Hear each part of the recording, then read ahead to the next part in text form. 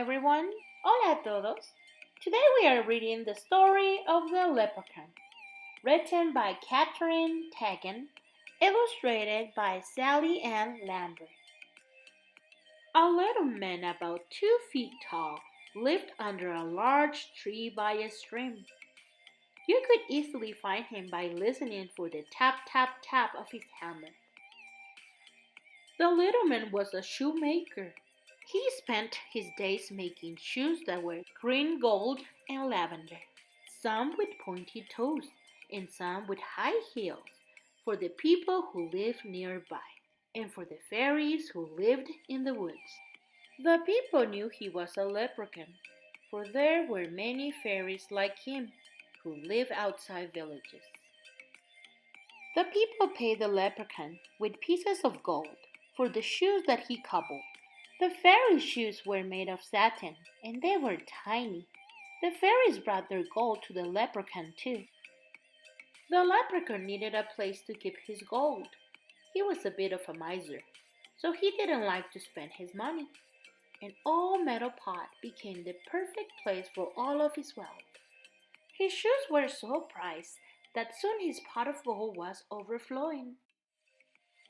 One day, a man named Tim came to the leprechaun's shop by the tree. He wanted a pair of shoes that would be violet blue with thick heels. As he was describing the shoes to the leprechaun, Tim spied a pot of gold.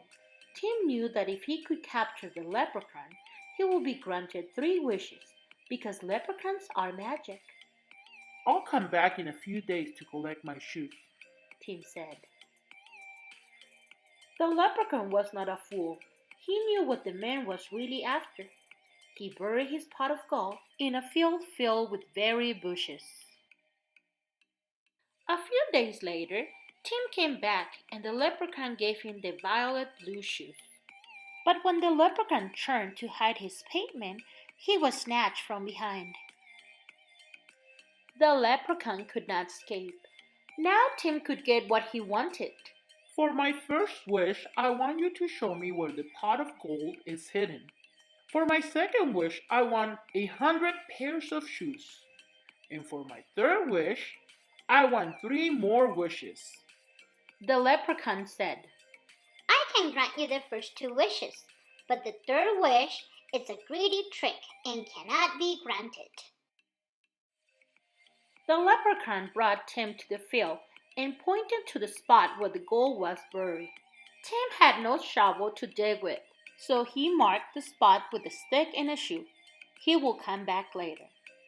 When Tim returned, he could not believe his eyes. There were 200 sticks with 200 shoes all over the field. It was leprechaun magic. Tim dug many holes in the field, but he couldn't find the spot where the pot of gold was buried. After a few hours, he gave up. When he tried to collect the shoes, each one disappeared. The leprechaun had tricked him. The leprechaun needed to find a better place to hide his gold. He knew that rainbows were magic. You could never tell where one ended, and if he buried his gold at the end of one, only he would know how to find it again. So that is what he did.